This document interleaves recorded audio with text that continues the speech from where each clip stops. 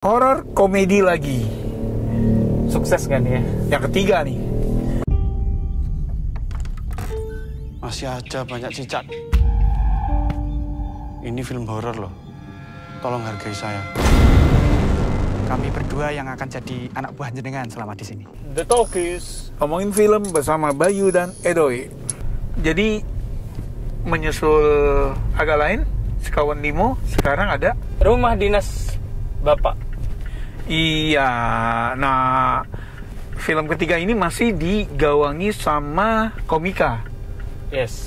Oke. Soalnya dua-duanya sukses nih, agak lain maupun Sekawan Limo Sekawan Limo secara komersil ya. Komersil sukses. Nggak pakai lama. Emang udah perhitungan kali ya. Star Vision ngeluarin lagi nih Rumah Dinas Bapak. Iya, jadi kalau yang agak lain tuh direkturnya komika, Sekawan Limo komika.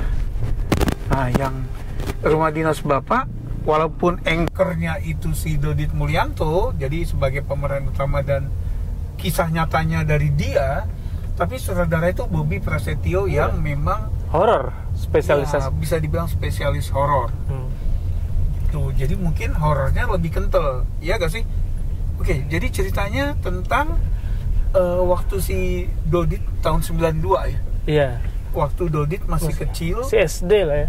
bapaknya tuh Pindah tugas 1 tahun Polisi bertugas hutan ya sebagai polisi hutan, dia bertugas di dalam hutan Ya. untuk menjaga hutan jati. itu. Nah, karena bertugas jadinya dia keluarganya kan harus ikut, termasuk si Dodit kecil. Nah, ternyata rumah dinasnya itu tuh bekas peninggalan Belanda ya? Belanda Yang bertahun, udah ratusan tahun. iya. Konon rumah yang dipakai untuk syuting itu sendiri umurnya udah 100 tahun gitu. Nah, jadi biasalah ada hantu-hantunya Ya. gitu, ada teror Teror hantu selama malam Jumat Kliwon ya.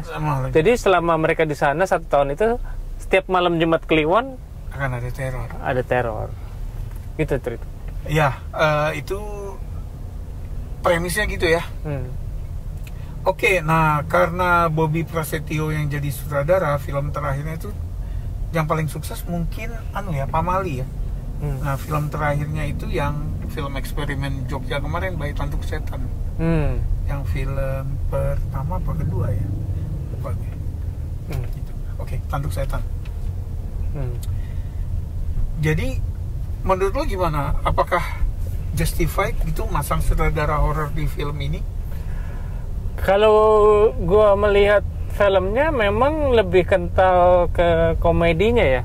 Jadi di sini nih si Dodit, walaupun dia pemilik cerita, dia nggak bisa memerankan dirinya sendiri ya. Jadi dia memerankan bapaknya. Karena dia tahu bapaknya kayak gimana, dan bapaknya itu serius.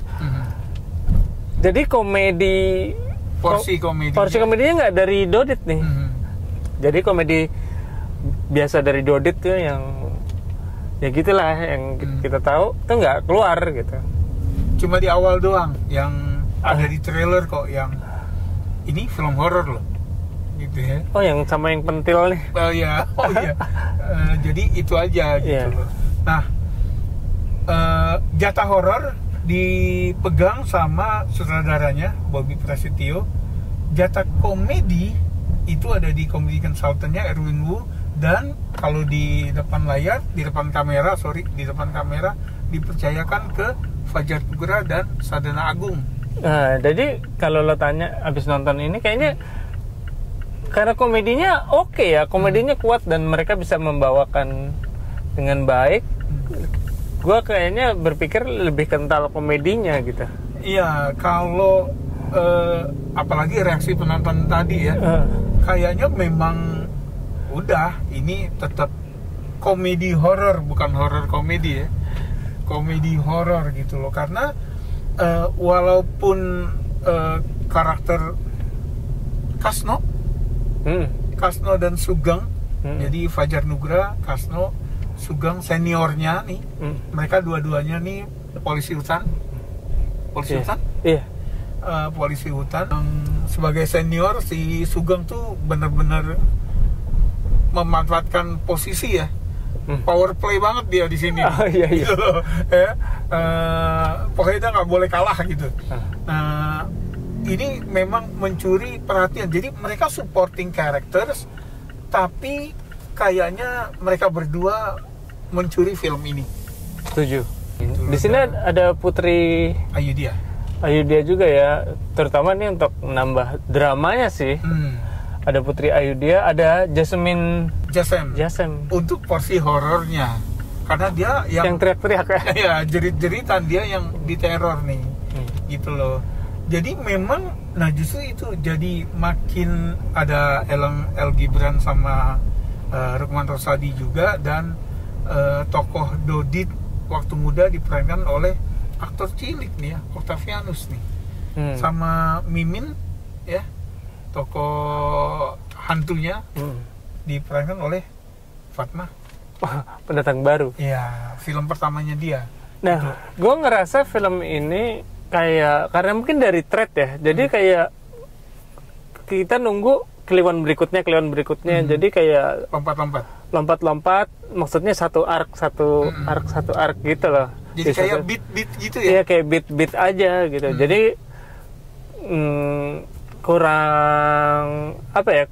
Kayak alurnya kurang mulus. Iya, jadi kayak kurang utuh karena kayak episodik ya. Kayak episodik.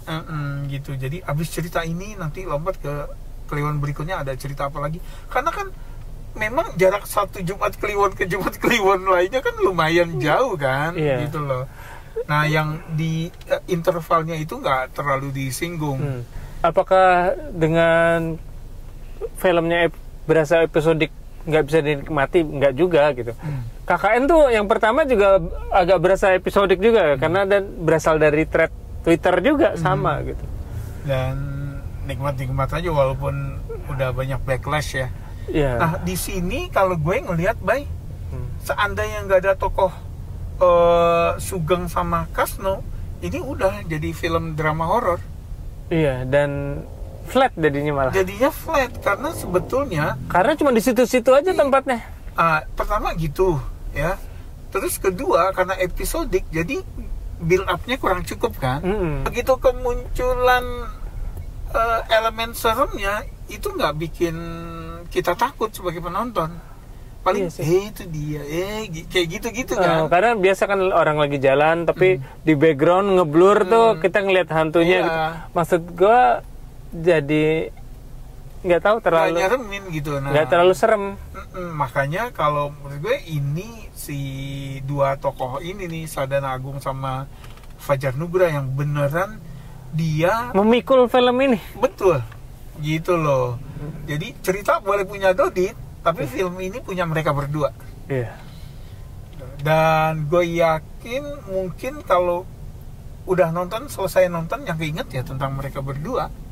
Ya, gitu loh. Penonton juga happy karena melihat mereka berdua. Kalau horornya ya udahlah horor gitu ya, nggak jelek juga, tapi ya gitu, horor di satu rumah, setannya cuma muncul di rumah gitu ya. Iya. Nah, dan oke. Nah, tadi kalau bicara komedi, yang gue suka adalah pertama buat Fajar Nugra, dia kan udah branching out nih ya, ke drama, ke horor beneran yang serius gitu. Nah, dia di sini balik ngelucu lagi, maksudnya emang beneran total ngelucu gitu ya.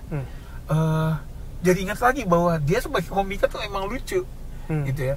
Terus kedua, Sadana Agung, kalau kita yang baru terekspos sama dia di Agak Lain, dia kan nggak bicara kan, gitu loh. Nah, di sini dia jadi manipulatif ya, penakut, gitu kan. Ya,